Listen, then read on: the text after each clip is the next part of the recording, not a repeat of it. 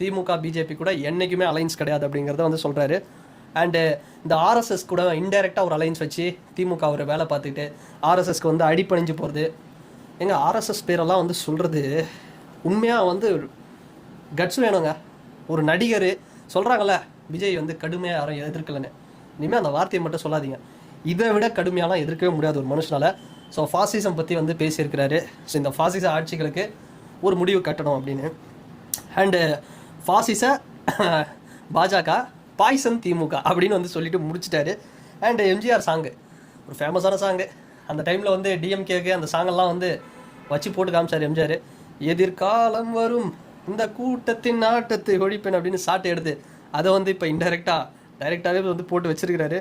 And குறிப்பாக இங்கே ஒரு விஷயம் அதுதாங்க சொல்கிறேன், தயவுசெய்து விஜய் வந்து நீங்கள் தளபதி விஜய் அவர்களை எந்த குறை சொல்கிறதுக்கும் இதுவே கிடையாது, ஸ்கோப்பே கிடையாது. இஸ்லாமியர்களை எதிர்க்கும், இஸ்லாமியர் எதிர்ப்பை இந்தியாவில் வளர்க்கும் பிஜேபியை வந்து நம்ம தோக்கடினோம் அப்படின்னு சொல்கிறாரு. அண்ட் தமிழக மீனவர்கள் இலங்கை கடற்படையினால் அங்கே வந்து தாக்கப்படுறாங்க, பாதிக்கப்படுறாங்க.